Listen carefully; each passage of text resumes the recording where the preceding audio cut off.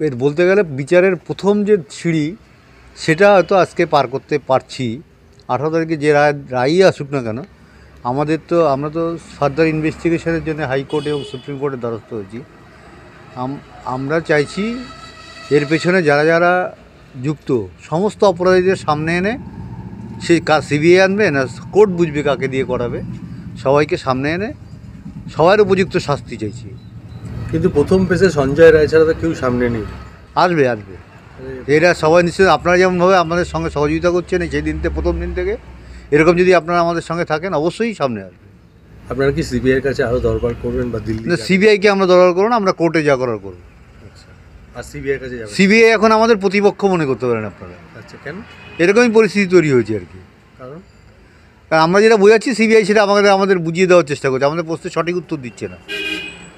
অথচ এই সিবিআইকে আপনারা আহ্বান জানিয়েছেন? না, সিবিআইকে আমরা কখনো আহ্বান জানাইনি। যদি অর্ডার চান আপনারা দেখিয়ে দিতে পারি। সিবিআইকে আমরা কখনোই চাইনি। কোর্টকে আমরা ভালো গেটিং ইউনিট চেয়েছিলাম, কোর্ট সিবিআইকে ভালো মনে করে সিবিআই দিয়েছে। এবার আমরা কোর্টের কাছেই সিবিআই সম্বন্ধে যা যা বলার আছে কোর্টের কাছেই বলবো। আপনারা প্রথমে সিবিআইকে চান? না, আমরা কখনোই সিবিআই চাইছি। ভালো ইনভেস্টিগেশন? হ্যাঁ, ভালো ইনভেস্টিগেশন এবং ম্যাজিস্ট্রেট পর্যায়ে তদন্ত চেয়েছিলাম। কোর্টের উপরেই আমরা নির্ভর করেছিলাম যে আমরা কী করবো, আপনারা সঠিক বিচার আমাদের দিন। কোর্ট ভালো মনে করেছে সিবিআইকে দিয়েছিল। সেই কারণেই কোর্টের দ্বারস্থ হয়েছেন যে সিবিআইয়ের যে তদন্ত তাতে আপনারা সন্তুষ্ট নন? অবশ্যই, সে আবার কোর্টকে বলেছি সিবিআই ঠিক মতো কাজ করছে না, আপনারা সেটা দেখুন। তাহলে এক্ষেত্রে এবং কোর্ট বলেছে দেখবে। এখন কিছু আইনগত সমস্যা আছে যেটা সুপ্রিম কোর্ট থেকে আমাদের অর্ডারটা আনতে হবে, সেই জন্য সুপ্রিম কোর্টেও আমরা একটা পিটিশন করি। কিন্তু এটা তো কোর্ট মনিটরিং ইনভেস্টিগেশন ছিল, তাহলে কোর্টকে কি সিবিআই কোথায় কিছু অবমাননা করলো? আপনার কি মনে হয়? অবশ্যই, কারণ কোর্টের সামনে যে সমস্ত স্ট্যাটাস রিপোর্ট দেওয়া হয়েছে সেখানে স্ট্যাটাস রিপোর্ট দেখে সুপ্রিম কোর্টের বিচারপতিরা হতবাক হয়েছেন। কেউ বলছেন 30 বছর জীবনে আমি এসব দেখিনি। কিন্তু চার্জশিট যখন দিল তার কোনো প্রতিফলনই দেখা গেল না। কলকাতা পুলিশ যা করেছিল তাতে সিলমোহর লাগিয়ে চার্জশিটটা একটা ঢিলাঢালা চার্জশিট লোয়ার কোর্টে জমা দিয়ে দিল। কি মনে হয় কলকাতা পুলিশের তদন্তের পথ কি অনুসরণ করেছিল সিবিআই? কী করেছে কী করেনি ঠিক বলতে পারবো না, তবে সিবিআই 5 মাস ধরে খুব একটা কিছু কাজ করেছে বলে আমার মনে হচ্ছে। তা নাহলে টালা থানার ওসি এবং সন্দীপ ঘোষের এগেনস্টে এরা এত কিছু অ্যালিগেশন নিয়ে এসে চার্জশিটে লিখে দিল এরা হাসাব করেছে, গভীর ষড়যন্ত্রের সঙ্গে যুক্ত, এভিডেন্স ট্যাম্পারিং করেছে। কিন্তু লাস্টে দেখা গেল যে 90 দিনের সময় বলে আমরা চার্জশিট দেবো না বলে তাদের জামিন দিয়ে দিল। তাহলে কি সেক্ষেত্রে সিবিআইও কোনো যোগসাজশ করছে মনে হচ্ছে?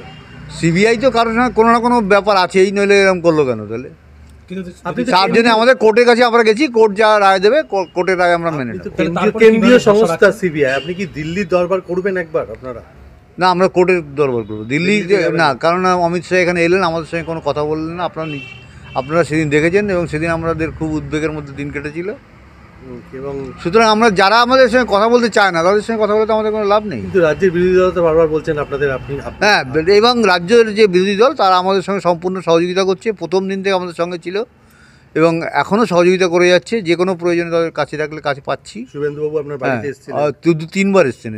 কোর্ট যেভাবে গাইড দেবে, এরপর কোর্ট যেভাবে লাইন দেবে সিবিআইকে সেভাবেই কাজ করতে হবে। 5 মাস পরে আপনাদের আদালতই ভরসা? 5 দিনে সিবিআই পুলিশ, রাজ্য পুলিশ যা করেছিল 5 মাসে সিবিআই সেটাতেই তকমা লাগিয়েছে এবং সঞ্জয় রায় একাদশী এটাই প্রমাণ করেছে। কিন্তু আমরা মনে করি সঞ্জয় একা কিছুতেই এ কাজ করতে পারে না। একটা জনবহুল হসপিটাল এবং আমার মেয়ে সেখানে একজন কর্তব্যরত ডাক্তার।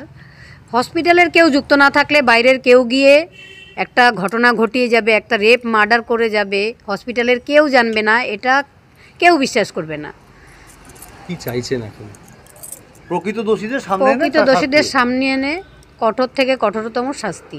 এই আন্দোলন চলবে আপনাদের? আন্দোলনও চলবে এবং আদালতের সঙ্গেও। বড় কোনো আন্দোলনে আপনার কথা ভাবছেন আপনারা? আমরা ভাবছি না, যারা ছাত্র এবং সিনিয়র ডাক্তার আমাদের সঙ্গে আছেন তারা যেভাবে আন্দোলনকে এগিয়ে নিয়ে যাবেন আমরা সঙ্গে তার সঙ্গে। আপনারা যেটা বুঝতে পারছেন যে একার পক্ষে সম্ভব নয়, আপনারা যেটা বুঝছেন সেটা অন্য কেউ বুঝছে না, মানে আইন আদালত কেউ বুঝতে পারছে না। অবশ্যই বুঝছে। হসপিটালের মধ্যে এরকম একটা ক্রাইম ঘটে যাবে, কেউ দেখবে না? হঠাৎ কি ভূতের হসপিটাল হয়ে যাবে সেটা? কেউ দেখলো না? অবশ্যই দেখেছে। এবং প্রথম দিনের মতো যেমন সঙ্গে আছেন এরকম সঙ্গে থাকুন, আমরা সঠিক বিচার ছিনিয়ে আনবো। একটা জিনিস, যে কলকাতা পুলিশ যে তদন্ত করলো, অর্থাৎ কেন্দ্র রাজ্য এক্ষেত্রে কি একই পথে হাঁটছে? আমাদের মনে হচ্ছে যে সেটিং হয়ে সিবিআইকে চার্জশিটটা দিতে দিল না। সিবিআই তো বললো না যে আমরা চার্জশিট দিতে পারছি না, বললো চার্জশিট দিলাম না। তাহলে এগুলো কি ধরনের দ্বিচারিতা? মানে এরা বলছে যে আপনাদের পাশে আছে, কিন্তু কেন্দ্রীয় সরকার কি বলবো এটা, কেন্দ্রীয় সরকার আমরা এখন হাইকোর্টের দ্বারস্থ হয়েছি। কোর্টের দ্বারস্থ হয়েছি, কোর্টের থেকে আমরা যা করার এখন করবো।